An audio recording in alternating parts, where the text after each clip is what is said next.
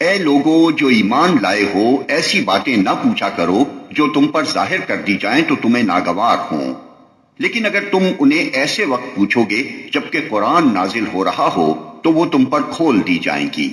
اب تک جو کچھ تم نے کیا اسے اللہ نے معاف کر دیا، وہ درگزر کرنے والا اور بردبار ہے۔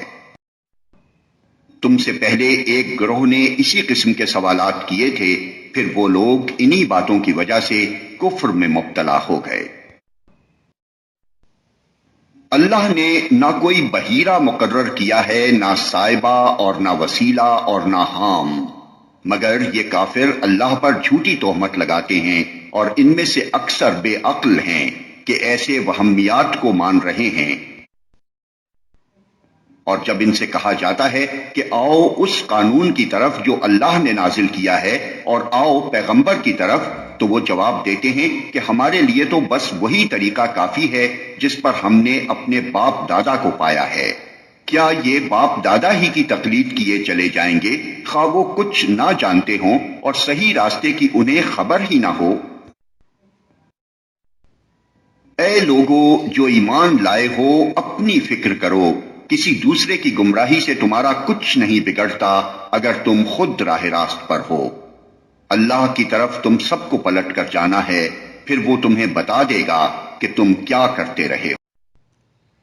اے لوگو جو ایمان لائے ہو، جب تم میں سے کسی کی موت کا وقت آ جائے اور وہ وصیت کر رہا ہو تو اس کے لیے شہادت کا نصاب یہ ہے کہ تمہاری جماعت میں سے 2 صاحب عدل آدمی گواہ بنائے جائیں، یا اگر تم سفر کی حالت میں ہو اور وہاں موت کی مصیبت پیش آ جائے تو غیر مسلموں ہی میں سے 2 گواہ لے لیے جائیں۔ پھر اگر کوئی شک پڑ جائے تو نماز کے بعد دونوں گواہوں کو مسجد میں روک لیا جائے اور وہ خدا کی قسم کھا کر کہیں کہ ہم کسی ذاتی فائدے کے عوض شہادت بیچنے والے نہیں ہیں، اور خواہ کوئی ہمارا رشتہ دار ہی کیوں نہ ہو، ہم اس کی رعایت کرنے والے نہیں، اور نہ خدا واسطے کی گواہی کو ہم چھپانے والے ہیں۔ اگر ہم نے ایسا کیا تو گناہگاروں میں شمار ہوں گے۔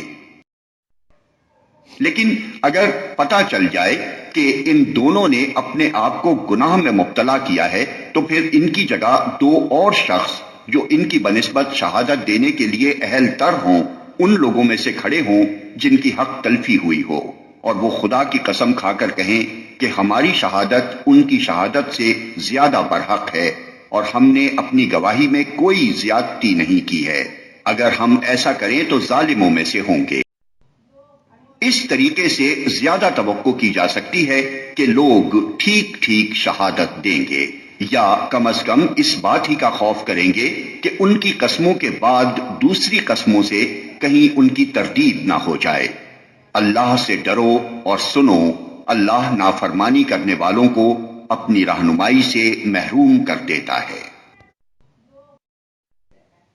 جس روز اللہ سب رسولوں کو جمع کر کے پوچھے گا کہ تمہیں کیا جواب دیا گیا تو وہ عرض کریں گے کہ ہمیں کچھ علم نہیں، آپ ہی تمام پوشیدہ حقیقتوں کو جانتے ہیں۔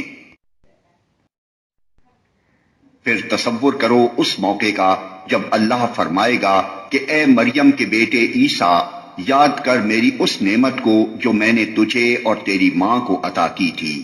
میں نے روح پاک سے تیری مدد کی، تو گہوارے میں بھی لوگوں سے بات کرتا تھا اور بڑی عمر کو پہنچ کر بھی۔ میں نے تجھ کو کتاب اور حکمت اور تورات اور انجیل کی تعلیم دی، تو میرے حکم سے مٹی کا پتلا پرندے کی شکل کا بناتا اور اس میں پھونکتا تھا اور وہ میرے حکم سے پرندہ بن جاتا تھا۔ تو مادرزاد اندھے اور کوڑی کو میرے حکم سے اچھا کرتا تھا، تو مردوں کو میرے حکم سے نکالتا تھا۔ پھر جب تو بنی اسرائیل کے پاس صریح نشانیاں لے کر پہنچا اور جو لوگ ان میں سے منکر حق تھے انہوں نے کہا کہ یہ نشانیاں جادوگری کے سوا اور کچھ نہیں ہیں، تو میں نے ہی تجھے ان سے بچایا۔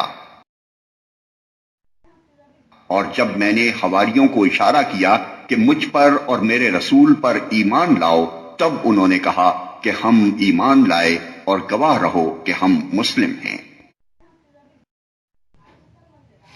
حواریوں کے سلسلے میں یہ واقعہ بھی یاد رہے کہ جب حواریوں نے کہا اے عیسیٰ ابن مریم، کیا آپ کا رب ہم پر آسمان سے کھانے کا ایک خوان اتار سکتا ہے؟